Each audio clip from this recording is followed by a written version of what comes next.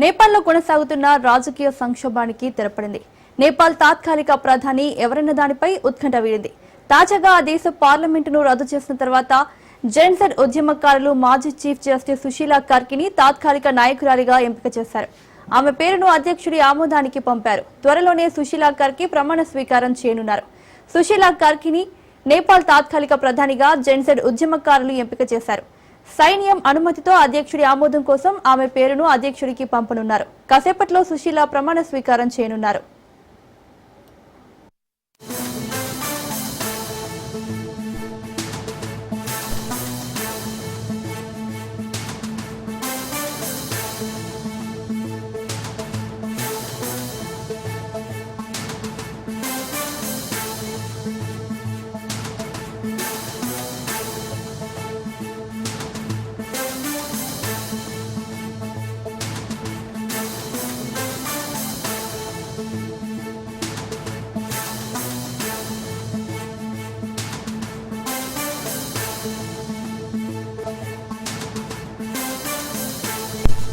నేపాల్లో కొనసాగుతున్న రాజకీయ సంక్షోభానికి తెరపడింది. నేపాల్ తాత్కాలిక ప్రధాని ఎవరన్న దానిపై ఉత్కంఠ వీడింది. తాజాగా ఆ దేశ పార్లమెంటును రద్దు చేసిన తర్వాత జెన్సెడ్ ఉద్యమకారులు మాజీ చీఫ్ జస్టిస్ సుశీలా కార్కిని తాత్కాలిక నాయకురాలిగా ఎంపిక చేశారు. ఆమె పేరును అధ్యక్షుడి ఆమోదానికి పంపారు. త్వరలోనే సుశీలా కార్కి ప్రమాణ స్వీకారం చేయనున్నారు. సుశీలా కార్కిని నేపాల్ తాత్కాలిక ప్రధానిగా జెన్సెడ్ ఉద్యమకారులు ఎంపిక చేశారు. సైన్యం అనుమతితో అధ్యక్షుడి ఆమోదం కోసం ఆమె పేరును అధ్యక్షుడికి పంపనున్నారు. కాసేపట్లో సుశీల ప్రమాణ స్వీకారం చేయనున్నారు.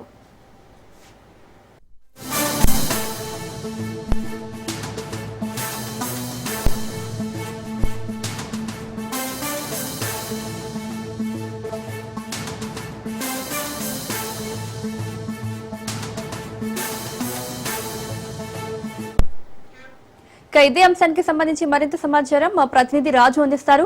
రాజు, రైట్ మౌనిక, నేపాల్లో గత కొంతకాలంగా ఇటీవల చెలరేగినటువంటి అటు చైతన్య బ్యాన్ తర్వాత అక్కడ ఉన్నటువంటి ప్రభుత్వం కుప్పకూలాల్సినటువంటి పరిస్థితి ఏర్పడింది. అప్పటికే ఉన్నటువంటి కేటీ శర్మ దిగిపోవాల్సి వచ్చింది, తలదాచుకున్న పరిస్థితి అయిపోయింది. ఈ నేపథ్యంలో కూడా ఎవరు తాత్కాలిక ప్రధాని అనేటటువంటి చర్చ జోరుగా జరిగింది. అందుకు సంబంధించి కూడా కొంత కొలికి వచ్చినటువంటి పరిస్థితి అయిపోయింది. ఆ తర్వాత కేటీ శర్మ రాజీనామా తర్వాత అనేక ఘటనలు జరిగినటువంటి పరిస్థితి ఉంది. అక్కడ ఉన్నటువంటి పార్లమెంట్ ను రద్దు చేశారు. అక్కడ ఉన్నటువంటి మంత్రులు సైతం స్వచ్ఛందంగా రాజీనామా చేశారు. అంతేకాకుండా ప్రభుత్వం దిగిపోవాలంటూ కూడా నిరసనలు దేశవ్యాప్తంగా వచ్చినటువంటి పరిస్థితి ఉంది. ఈ నేపథ్యంలో కూడా ప్రధాని భవనానికి అటు కీలకమైనటువంటి సర్వేల్లో ఉన్నటువంటి వారి భవనాలకు కూడా నిలిపిపెట్టినటువంటి పరిస్థితి అయితే ఉంది నిరసనకారులు. ఈ నేపథ్యంలో కూడా పూర్తి స్థాయిలో అక్కడ ప్రధాని ఎవరు అనేటువంటి ఉత్కంఠ అయితే కొనసాగుతూ వచ్చింది. పలువురు పేర్లు కూడా పరిశీలించిన తర్వాత అక్కడ ఉన్నటువంటి జెన్సెడ్ సభ్యులు కూడా కొంత ఏకాభిప్రాయానికి కుదరలేదు. అయితే చర్చల తర్వాత ఈ నేపాల్లో జరుగుతున్నటువంటి రాజకీయ సంక్షోభానికి కొంత స్థిరపడింది. నేపాల్లో తాత్కాలిక ప్రధాని ఎవరా అనేటువంటి అంశానికి సంబంధించి కొంత స్పష్టత వచ్చింది. అయితే మాజీ జస్టిస్ గా ఉన్నటువంటి అటు సుశీలా కార్కి తాత్కాలిక ప్రధానిగా ఎన్నుకుంటూ కూడా జెన్సెడ్ సభ్యులు కావచ్చు మిగతా గారు కూడా ఏకాభిప్రాయానికి కుదరడంతో మరి కాసేపట్లో సుశీలా కార్కి ప్రమాణ స్వీకారం చేయబోతా ఉన్నారు. అందుకు సంబంధించి కూడా సైన్యం అంగీకారంతో కూడా ఆమోదానికి ఆ దేశ అధ్యక్షుడిగా ఉన్నటువంటి వారికి కూడా ఈ యొక్క తీర్మానాన్ని కూడా పంపినటువంటి పరిస్థితి ఉంది. అందుకు సంబంధించి ఆమోదం వచ్చిన వెంటనే మరి కాసేపట్లో ఇప్పటికే ఆమోదాన్ని కూడా అటు సైన్యం కావచ్చు, మరోవైపు జెన్సెడ్ సభ్యులు కావచ్చు, వీరందరూ కూడా ఆమోదించిన నేపథ్యంలో వారందరూ మద్దతుతో కూడా ఆమె తాత్కాలిక ప్రధానిగా ప్రమాణ స్వీకారం చేయబోతా ఉన్నారు. Right Raju, thank you. Reimbursement scholarships ను వెంటనే విడుదల చేయాలని వికారాబాద్ జిల్లాలో ప్రైవేట్ డిగ్రీ కళాశాల అసోసియేషన్ ఆధ్వర్యంలో ఆందోళన నిర్వహించారు. 3 సంవత్సరాల బకాయిలు విడుదల చేయాలని అసోసియేషన్ డిమాండ్ చేసింది. తాండూరులో జరిగిన ప్రైవేటు కాలేజీల అసోసియేషన్ ధర్నాకు ఏబీవీపీ, బీజేపీ, బీఆర్ఎస్ నాయకుల మద్దతు పలికారు. స్కాలర్షిప్స్ లేకపోవడంతో విద్యార్థులు ఇబ్బందులు ఎదుర్కోవాల్సి వస్తుందని విద్యార్థి సంఘాల నాయకులు, డిగ్రీ కాలేజీల అసోసియేషన్ ప్రతినిధులు అన్నారు. ప్రభుత్వం విద్యారంగాన్ని నిర్లక్ష్యం చేస్తే తీవ్ర పరిణామాలు ఉంటాయని ధర్నాలో పాల్గొన్న నేతలు హెచ్చరించారు.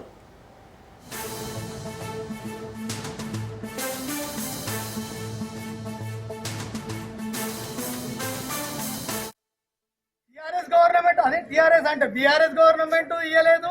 ఆడికెళ్ళి వస్తే మళ్ళీ వీళ్ళు టోకెన్లు ఇచ్చినా అన్నారు. టోకెన్ అంటే ఏంది? డబ్బులు ఇచ్చేసినట్టే, చెక్ ఇచ్చేసినట్టే అని చెప్పేసి టోకెన్లు ఇచ్చిర్రు వీళ్ళకి అందరికి, మేనేజ్మెంట్ కి వాళ్ళకి అందరికి కూడా ప్రైవేట్ డిగ్రీ కాలేజీలో. అవి తీరా చూస్తే అవి ఇచ్చి కూడా దాదాపుగా 2 సంవత్సరాల దగ్గరకు వస్తుంది. కాబట్టి మొన్న ఏం చేసిర్రు, మళ్ళీ రంజాన్ కి ముందల ముస్లిం మేనేజ్మెంట్ కాలేజీ వాళ్ళకి దాని 50 కోట్లు ఇచ్చారు. మీరు ఇయ్యడం తప్పు కాదు, నేను అనట్లేదు. ఇక్కడ కూడా ఇప్పుడు ముస్లింలు ఇడలేరా, మైనార్టీలు ఎక్కడ లేరు.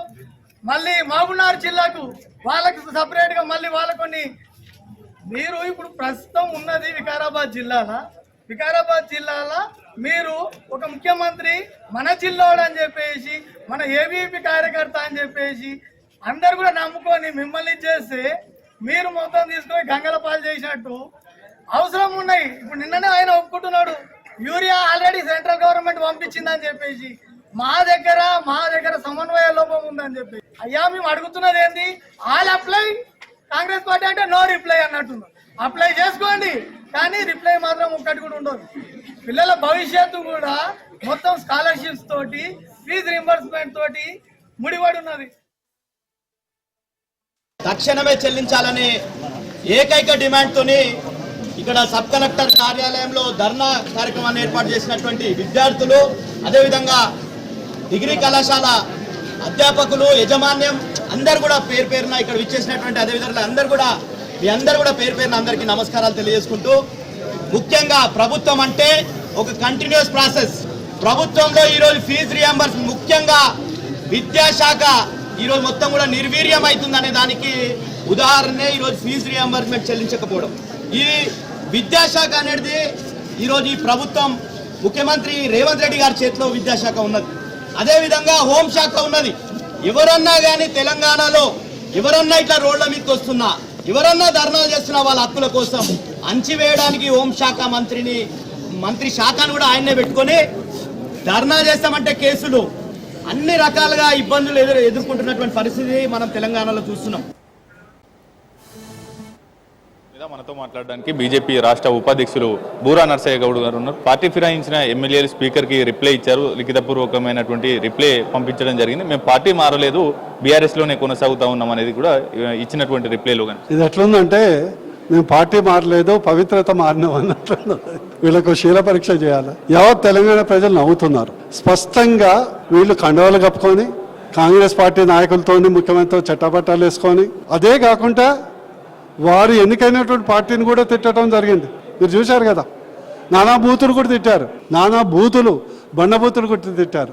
ఈరోజు మెడ మీద కత్తెనే వరకు నేను చాలా పవిత్రమైనటువంటి ఆత్మను, పరిశుద్ధ ఆత్మను, నేను పాత పార్టీలనే ఉన్నాను, పార్టీ మారలేదు అంటే యావత్ తెలంగాణ ప్రజలు నవరంధ్రాలతో నవ్వుతున్నారు.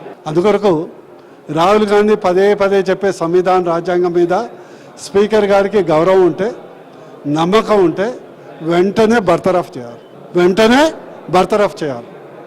రాజకీయాల్లో నిబద్ధత తేవాలి. నేను ఇంకో ప్రశ్న, వాళ్ళు ఏమంటున్నారు, మా యొక్క నియోజకవర్గ డెవలప్మెంట్ కొరకు మేము వాళ్ళతో కలిసి తిరిగాము అని అంటున్నారు. కాంగ్రెస్ ముఖ్యమంత్రి, మంత్రులు వారం రోజులకు ఒకసారి ఢిల్లీలో ఉంటారు. మా ప్రధానమంత్రి, మా కేంద్ర మంత్రితో చట్టాపట్టాలు వేసుకొని పోయి వాళ్ళ యొక్క రాష్ట్ర అభివృద్ధి కొరకు పోతున్నారు. మరి వాళ్ళు బీజేపీ కండువా కప్పుకున్నారా? డెవలప్మెంట్ కొరకే కదా పోయేది. మరి పోయినప్పుడు మరి రేవంత్ రెడ్డి గారు 52 సార్లు బీజేపీ కండువా కప్పుకోవాల్సి ఉండే కదా. మరి బట్టి గారు కనీసం 50 సార్లు బీజేపీ కండువా కట్టుకోవాల్సిన అవసరం ఉంది కదా. ప్రజలు నవ్వుతున్నారు కాబట్టి వెంటనే బర్తరఫ్ చేయాలని, రాజ్యాంగ విలువలు కాపాడాలని బీజేపీ తరఫున మేము డిమాండ్ చేస్తాం. మరోవైపు బీజేపీ నూతన కార్యవర్గం వచ్చింది, దీనిపైన అనేక ఆరోపణలు. ఇటీవల పార్టీని వీడి వెళ్ళినటువంటి రాజాసింగ్ కూడా ఇది సికింద్రాబాద్ కార్యవర్గంగా కనిపిస్తూ ఉంది, రాష్ట్ర కార్యవర్గంగా లేదు అనేటటువంటి ఆరోపణలు చేస్తారు. అది మా పార్టీకి సంబంధించినటువంటి నాయకులు ఎవరన్నా ఆరోపణ చేస్తే అప్పుడు నేను స్పందిస్తాను. అది మాకు సంబంధించిన అంశం కాదు. మాకు సంబంధించి నిన్ననే మా రామచంద్రరావు గారు క్లియర్గా చెప్పడం జరిగింది కదా. మరోవైపు బీజేపీ అటు కేంద్ర ప్రభుత్వం కూడా అటు హైదరాబాద్ విలీనానికి సంబంధించి లిబరేషన్ డే నిర్వహిస్తబోతోంది. ఒకవైపు పార్టీల పరంగా అనేక విమోచన దినమని, విలీన దినమని, అంతేకాకుండా సమైక్యత దినమని అటువంటి వేర్వేరు పార్టీలు వేర్వేరు విధంగా దీన్ని ప్రొనౌన్సియేషన్ చేస్తున్నటువంటి పరిస్థితి ఉంది. ఎట్లా చూడాలి సార్? ఇదంతా vote bank politics. Hyderabad liberation అనేది నిజాము రజాకార్ల విముక్తి కొరకు జరిగింది. ఎందుకు జరిగింది? వారు పాకిస్తాన్ను కలుస్తామని రజాకార్లు ఒక దమనకండ తెలంగాణలో ఇతర హైదరాబాద్ ప్రాంతంలో చేస్తే దానికి వ్యతిరేకంగా ఆపరేషన్ పోలో సర్దార్ వల్లభాయ్ పటేల్ గారి యొక్క నేతృత్వంలో జరిగి విమోచనం లిబరేషన్ జరిగి తర్వాత భారతదేశంలో కలపడం జరిగింది. ఇది వాస్తవం. హైదరాబాద్ విలీనాన్ని ఇక్కడ పెద్ద ఎత్తున సెలబ్రేట్ చేస్తూ ఉంది కేంద్రంలో ఉన్నటువంటి ప్రభుత్వం అనేది చెప్తా ఉంది. మరోవైపు మోదీ రాష్ట్రం గుజరాత్లోని జూనాగఢ్ కూడా విలీనమైన జరిగింది. హైదరాబాద్ ఏ విధంగా విలీనం జరిగిందో అదే విధంగా జరిగింది. అక్కడ మాత్రం ఎటువంటి అధికారికంగా కార్యక్రమం నిర్వహించడం లేదు, కేవలం రాజకీయాల కోసమే తెలంగాణలో నిర్వహిస్తూ ఉంది అనేది ప్రధానంగా కాంగ్రెస్ చేస్తున్నటువంటి ఆరోపణ. జూనాగఢ్ అనేది చిన్న సంస్థానం అండి, అది రాష్ట్రం కాదు. అది చిన్న ఒక తహసీల్, ఒక అసెంబ్లీ నియోజకవర్గం కంటే కొద్దిగా పెద్దది. సెకండ్, జునాగఢ్లో పోరాటాలు జరగలే. జునాగఢ్లో తెలంగాణ విమోచన కొరకు పోరాటాలు జరగలే. 30-40 వేల మంది చనిపోలే. రజాకార్లు జునాగఢ్లో లేరు. ఊతే మొత్తం వచ్చి కలిసిపోయింది. పటేల్ గారు ఆయన గుండె చప్పుడు విని భయపడి జునాగఢ్ వచ్చి వాళ్ళ పాలకులు వచ్చి కాళ్ళ మీద పడ్డారు. తెలంగాణ విమోచనకి పెద్ద చరిత్ర ఉంది. 30-40 వేల మంది చనిపోయారు. అనేక మంది అమరులు వీరులయ్యారు. అది చరిత్ర. అందుకొరకు ఇక్కడ విమోచన వచ్చినాం. అట్లా అనుకుంటే అనేక సంస్థలు విలీనమైనాయి భారతదేశంలో. నాకు తెలిసి దాదాపు 360 సంస్థానాలు స్వచ్ఛందంగా విలీనమైనాయి. వాటి విమోచన జరుపుకో కదా. షోబేగిర్ల ఖాన్ ఎవరండి? హిందువా? రజాకార్ల చేతిలో చంపబడ్డ షోబేల్ ఖాన్ హిందువా? వారి ఆత్మకు శాంతి జరగద్దా? బీజేపీ అనేది ఓటు బ్యాంకు పాలిటిక్స్ కాదు. తెలంగాణ అమరవీరులకు ఆత్మకు శాంతి చేకూరే విధంగా చేయడానికే ప్రయత్నం. ఇది ఓవరాల్గా బీజేపీ ఉపాధ్యక్షులు బూరా నర్సయ్య గౌడ్ చెప్పినట్టుమాట. ఫిరాయింపు ఎమ్మెల్యేల గురించి మాట్లాడాలంటే సిగ్గేస్తుంది. వారు ఏ పార్టీలో ఉన్నారో చెప్పుకోలేనటువంటి దుస్థితిలో ఉన్నారు అనేది కూడా ఆయన ఎద్దేవా చేస్తున్నటువంటి పరిస్థితి ఉంది. కెమెరా పర్సన్ శ్రవంతో రాజ్ న్యూస్, హైదరాబాద్. హైదరాబాద్ పరిసర ప్రాంతాల్లో కురుస్తున్న భారీ వర్షాలు జంట జలాశయాలను మరోసారి నింపేశాయి. ముఖ్యంగా వికారాబాద్, తాండూర్ ప్రాంతాల్లో ఎడతెరిపి లేకుండా పడుతున్న వర్షాల కారణంగా ఉస్మాన్ సాగర్, హిమాయత్ సాగర్లకు వరద పోటెత్తింది. దీంతో ఇంట్లో భారీగా పెరగడంతో అధికారులు గేట్లు ఎత్తి దిగువకు నీటిని విడుదల చేస్తున్నారు.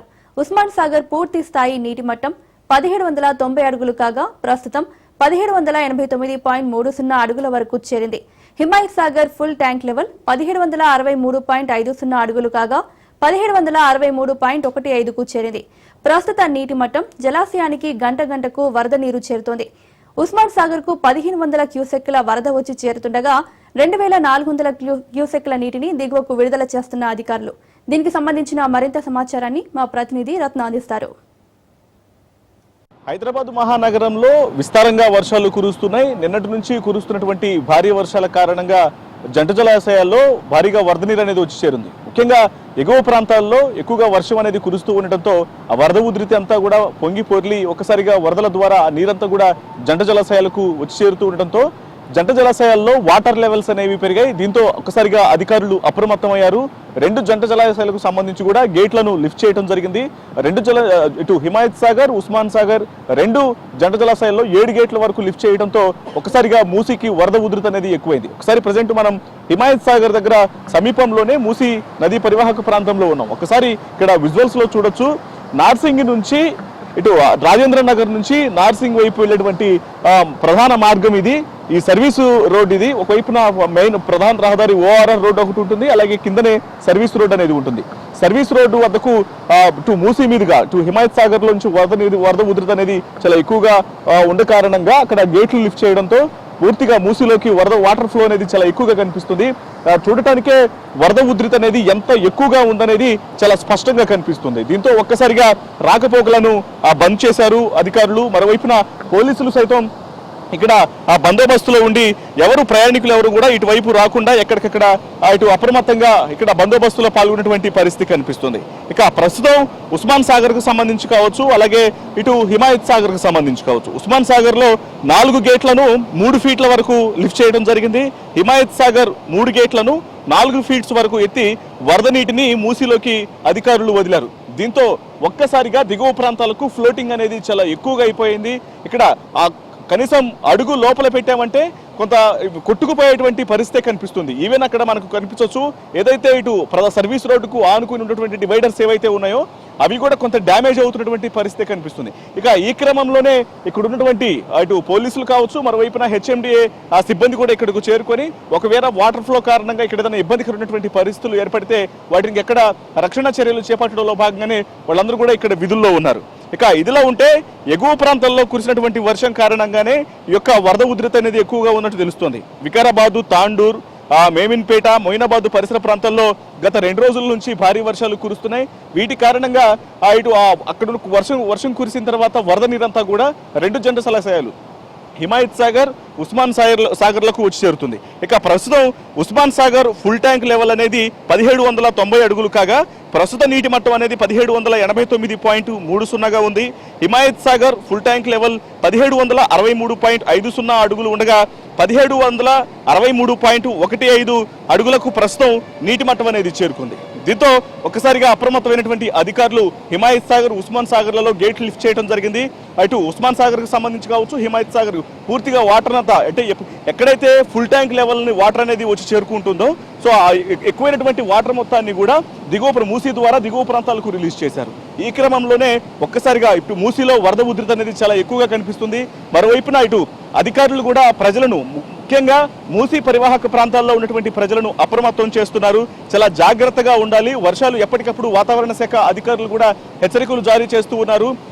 ముఖ్యంగా జంట జలాశయాలకు వరద నీరు అనేది ఎక్కువగా ఎగువ ప్రాంతాల నుంచి వచ్చి చేరినప్పుడు ఆ వాటర్ మొత్తాన్ని కూడా ఫుల్ ట్యాంక్ లెవెల్ను చేరుకుంటున్నటువంటి సందర్భంలోనే ఎక్కువైనటువంటి వాటర్ మొత్తాన్ని కూడా దిగువ ప్రాంతాలకు మూసీ నది ద్వారా వదులుతూ ఉంటారు. కాబట్టి సో మూసీ అనేది కొన్ని కిలోమీటర్ల పాటు దిగువ ప్రాంతాల్లో విస్తరించి ఉంటుంది. కాబట్టి ఆ మూసీ పరివాహక ప్రాంతాల్లో ఉన్నటువంటి ప్రజలు పొరపాటును కూడా మూసీ నది వైపు వెళ్ళేటువంటి ప్రయత్నాలు చేయొద్దు. ఫ్లోటింగ్ అనేది చాలా ఎక్కువగా ఉంటుందన్నటువంటి విషయాన్ని కూడా గుర్తుంచుకోవాలని మూసీ పరివాహక ప్రాంతాలకు అధికారులు తెలియజేస్తూ ఉన్నారు.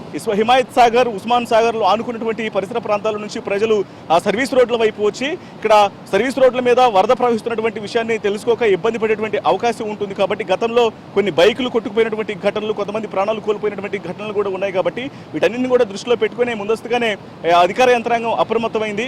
ఇటు ఇక్కడ ఎక్కడైతే ప్రస్తుతం ఇటు రాజేంద్ర నగర్ నుంచి నార్సింగ్ వైపు వెళ్ళేటువంటి ప్రధాన మార్గం దగ్గర కావచ్చు, ఇక్కడ రోడ్లను క్లోజ్ చేసి డైవర్షన్స్ ను విధించడం జరిగింది. ఇది ఖచ్చితంగా ఈ పరిసర ప్రాంతాల్లో ఉన్న ప్రజలు గుర్తించాలంటూ కూడా తెలియజేస్తున్నారు. ఇక మరోవైపు ఈ ప్రాంతంతో పాటు ఇటు జిల్లాలగూడ సైడ్ సైతం ఒకవైపున సర్వీస్ రోడ్ల మీదకు వరద నీరు అనేది వచ్చి చేరుతుంది. ముఖ్యంగా మూసీ పరివాహక ప్రాంతాలు ఆనుకున్నటువంటి సర్వీస్ రోడ్లలో ఆ రూట్లలో ఇటువంటి ప్రజలు అప్రమత్తంగా ఉండాలంటూ కూడా అధికారులు తెలియజేస్తున్నారు. ప్రజెంట్ ఇప్పటికి కూడా మరికొన్ని గంటల్లో వర్ష ప్రభావం అనేది ఉండొచ్చు అంటూ ఒకవైపున వాతావరణ శాఖ అధికారులు లైట్ టు మోడరేట్ అంటే ఆ మోస్తారు వర్షం నుంచి భారీ వర్షం కురిసేటువంటి అవకాశాలు ఉన్నాయని తెలియజేస్తున్నారు. కాబట్టి వీటన్నిటిని కూడా ప్రజలు గమనిస్తూ అత్యవసరమైతేనే బయటికి రావాలంటూ కూడా అధికారులు సూచిస్తూ ఉన్నారు. కెమెరా పర్సన్ వెంకట్తో రత్నకుమార్, హిమాయత్ సాగర్ నుంచి. హైదరాబాద్లోని ఇబ్రహీంపట్నం మండలం షేరిగూడ హెచ్పీ పెట్రోల్ పంపులో పెట్రోల్ కు బదులు నీళ్లు పోసి మోసం చేస్తున్నట్లు ప్రయాణికులు మండిపడుతున్నారు. బ్రీజా కారులో పెట్రోల్ పోయించుకుంటున్న మహేష్ అనే వ్యక్తి తన వెహికల్ స్టార్ట్ కాకపోవడంతో మెకానిక్ కు చూపించారు. కారు పెట్రోల్ ట్యాంకులో నీరు చేరడంతో ఇంజన్ చెడిపోయిందని మెకానిక్ చెప్పారు. దీంతో షేరిగూడ పెట్రోల్ పంపులో లైవ్ లో వాటర్ బాటిల్లో పెట్రోల్ కొట్టించి చూడగా నీరు వచ్చినట్లు బాధితులు చూపించారు. గతంలో 5 సార్లు ఇలానే పెట్రోల్ పంపుపై ఆరోపణలు వచ్చినట్లు స్థానికులు తెలిపారు.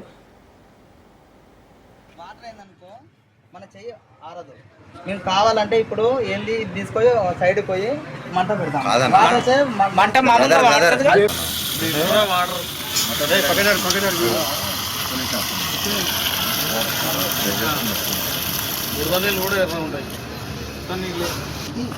ఫోన్లో చూసే పెట్రోల్ అనుకుంటాను.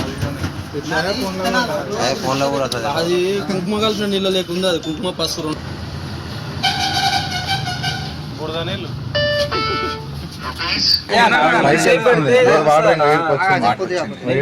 వాటర్ అయితే మనం ఇప్పుడు మొత్తం పెట్టిన నేను చెయ్యి మొత్తం పెట్టిన చెయ్యి. హైదరాబాద్ లోని ఇబ్రహీంపట్నం మండలం షేరిగూడ హెచ్పీ పెట్రోల్ పంపులో పెట్రోల్ కు బదులు నీళ్లు పోసి మోసం చేస్తున్నట్లు ప్రయాణికులు మండిపడుతున్నారు. బ్రీజా కారులో పెట్రోల్ పోయించుకుంటున్న మహేష్ అనే వ్యక్తి తన వెహికల్ స్టార్ట్ కాకపోవడంతో మెకానిక్ కు చూపించారు. కారు పెట్రోల్ ట్యాంక్ లో నీరు చేరడంతో ఇంజన్ చెడిపోయిందని మెకానిక్ చెప్పారు. దీంతో షేరిగూడ పెట్రోల్ పంపులో లైవ్ లో వాటర్ బాటిల్లో పెట్రోల్ కొట్టించి చూడగా నీరు వచ్చినట్లు బాధితులు చూపించారు. గతంలో 5 సార్లు ఇలానే పెట్రోల్ పంపుపై ఆరోపణలు వచ్చినట్లు స్థానికులు తెలిపారు.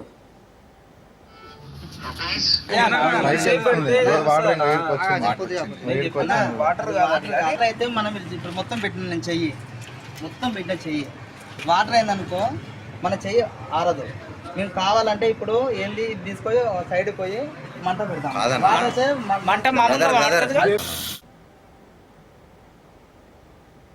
కామారెడ్డి జిల్లా జుక్కల్ మండల దోసపల్లిలో శ్రీ శ్రీ జగద్గురు రామానందాచార్య పర్యటించారు. నేటి నుండి 2 రోజుల పాటు భక్తులకు దర్శనమిస్తారు. తెలంగాణ, మహారాష్ట్ర, కర్ణాటక నుండి తరలివస్తున్నారు భక్తులు. హిందూ ధర్మం అందరం కలిసి కాపాడుకోవాలని, రాబోయే యువతరం చెడు అలవాటుకు పాడుకాకుండా ధర్మం వైపు దేవతలు భక్తి భావం పెంచి గోరక్షణ చేయాలన్నారు. महाराज जी वैष्णव है, संत है और वैष्णव, उन्होंने विट्ठल का महिमा बताया और उन्होंने वारकरी संप्रदाय निर्माण करवा के विट्ठल की भक्ति का प्रचार प्रसार किया. वैसे राम के भक्ति का प्रचार प्रसार करने के लिए साउथ में अभी तक कोई भी पीठ नहीं था. हमें उधर साउथ के लिए रामानंदाचार्य पद पर अभिषेक किया, पट्टाभिषेक किया और अधिकृत रामानंदाचार्य. हम रामानंदाचार्य जैसे शंकराचार्य है, आद्य जगतगुरु शंकराचार्य, वैसे आद्य जगतगुरु रामानंदाचार्य. तो आद्य जगतगुरु रामानंदाचार्य के हम सक्सेसर उत्तराधिकारी हैं. और मेरा काम क्या है, साउथ में वैष्णव संप्रदाय का प्रचार प्रसार करना और हिंदू धर्म का संगठन करना. ప్రతి 3 నెలలకు వస్తాం, దర్శనం అవుతుంది. 2 రోజులు ఉంటారు స్వామి. 2 రోజులు దర్శనం తీసుకోవాలనుకుంటే 2 రోజులు టైంలో నిప్పుపడి తీసుకుంటాము.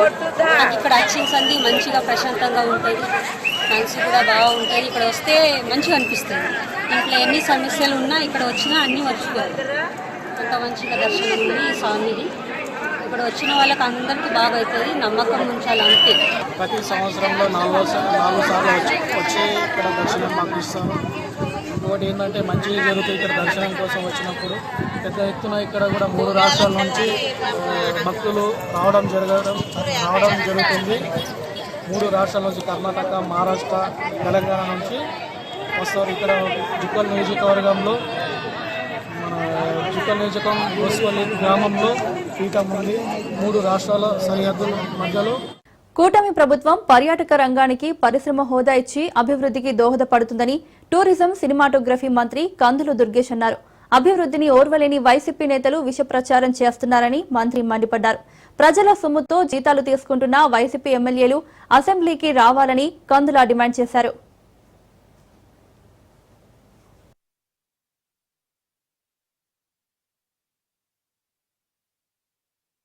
ముఖ్యంగా విశాఖపట్నం, విజయవాడ ప్రాంతాల్లో ఈ తరహా పెట్టుబడిదారుల సదస్సును ఏర్పాటు చేసుకుని ఇప్పుడు రాయలసీమ జిల్లాల్లో తిరుపతి ప్రాంతంలో ఈ కార్యక్రమాన్ని ఏర్పాటు చేసుకోవడం జరిగింది. ఈ కార్యక్రమం యొక్క ప్రధానమైన ఉద్దేశం పెట్టుబడిదారులకి పూర్తి స్థాయిలో సహకారం అందించి ఈ ప్రాంతాన్ని పర్యాటక రంగంలో వృద్ధి చేయడానికి కూటమి ప్రభుత్వం కట్టుబడి ఉందనేటువంటి మాటని మరొకమారి తెలియజేసుకుంటూ సెలవు తీసుకుంటాం. చెప్పారు కదా, స్పీకర్ గారు చెప్పారు స్పష్టంగా, మీరు ప్రజాధనాన్ని మీ జీతాలుగా తీసుకుంటున్నారు ఎమ్మెల్యేలు అయినందుకు. అదేవిధంగా అసెంబ్లీ నడపడానికి బోళ్ళంత ఖర్చు అవుతుంది. దీంట్లో భాగంగా మీరు బాధ్యత కలిగినటువంటి ప్రజాప్రతినిధులు అయితే మీరు జీతాలు తీసుకుంటున్నారు కనుక ఖచ్చితంగా అసెంబ్లీలోకి వచ్చి ప్రజా సమస్యలు ఏమైనా ఉంటే ఎలుగెత్తి చాటండి. ముఖ్యమంత్రి గారి నేతృత్వంలో పబ్లిక్ ప్రైవేట్ పార్ట్నర్షిప్లో 100% మేము మెడికల్ కాలేజీలు నిర్మిస్తాం, ప్రజలకు అందుబాటులోకి తీసుకొస్తాం, పేద ప్రజలకు వైద్య విద్యను అందించడానికి కట్టుబడి ఉంటామని. దీని మీద మేధోమథనం జరుగుతుంది. ఎక్కడైతే అవాంఛనీయంగా ఉండేటువంటి సంఘటనలు ఉన్నాయో లేకపోతే అశ్లీలమైనటువంటి విషయాలు ఉన్నాయో, లేకపోతే అబ్యూజివ్ లాంగ్వేజ్ వాడుతున్నారో వాటన్నింటినీ కట్టేలు చేయడానికి వీలుగా ఒక ప్రత్యేకమైన పాలసీ అవసరం అనేటువంటి భావన అందరిలోనూ ఉంది. దాని త్వరలోనే సమగ్ర స్వరూపం వస్తుంది. వచ్చిన తర్వాత దాన్ని పిలిపించారు. AP deputy CM Pawan Kalyan పై ఫైర్ అయ్యారు వైసీపీ అధికార ప్రతినిధి వంగవీటి నరేంద్ర. రాజ్యాంగం గురించి మాట్లాడే పవన్ కళ్యాణ్ కు అసలు ఏపీలో జరుగుతున్న దారుణాలు కనబడుతున్నాయా అని ప్రశ్నించారు. సుగాలి ప్రీతి కుటుంబానికి న్యాయం గురించి ఎన్నికలకు ముందు మీరు మాట్లాడిన మాటలను గుర్తు చేస్తే దాడి చేస్తారా అని నిలదీశారు. ఇదేనా రాజ్యాంగబద్ధమైన పాలన అంటే అని విమర్శించారు. లక్షల పుస్తకాలు చదివిన పవన్ కళ్యాణ్ అసలు రాజ్యాంగాన్ని చదివారా అంటూ మండిపడ్డారు. మచిలీపట్నం మంగినపూడిలో తమ పార్టీ నేత గిరిపై జనసేన నేతల దాడి అమానుషమని ధ్వజమెత్తారు.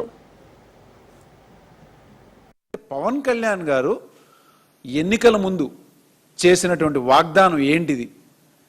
ఏదైతే సుగాలి ప్రీతి కేసు మేము టేకప్ చేసి న్యాయం జరిగేలా చేస్తాను తప్పనిసరిగా అని చెప్పని అన్న విషయంని, అలానే ఈ యొక్క రాష్ట్రంలో 33,000 మంది అమ్మాయిలు అదృశ్యం అయిపోయారు అని చెప్పని ఏవైతే ఆయన ఎన్నికల ముందు ప్రజల్లోకి వెళ్ళి వాగ్దానం చేశారో, మేము అధికారంలోకి వస్తే తీసుకొస్తామని చెప్పని మాటని ఇదే గిరి గారు ఒక మీడియా మిత్రులు అడిగితే దానికి ఏ రాజ్యాంగం ద్వారా ఇవాళ ఈ అరాచకం కానీ గతంలో ఎన్నో అరాచకాలు అధికారంలోకి మీరు వచ్చిన దగ్గర నుంచి ఇప్పటి వరకు జరిగినటువంటి ఎన్నో అరాచకాలు ఏ రాజ్యాంగంలో ఉంది? రాసినటువంటి రెడ్ బుక్ రాజ్యాంగమే మీరు అమలు చేస్తున్నారు. నేను చాలా పుస్తకాలు చదివానని చెప్పని ఆయనకి నేను చెప్పేది, మీరు ఇప్పుడున్న పరిస్థితుల్లో చదవాల్సినటువంటి అత్యవసరమైన పుస్తకం ఏది ఉందంటే అదే రాజ్యాంగం. మీరు చదవండి.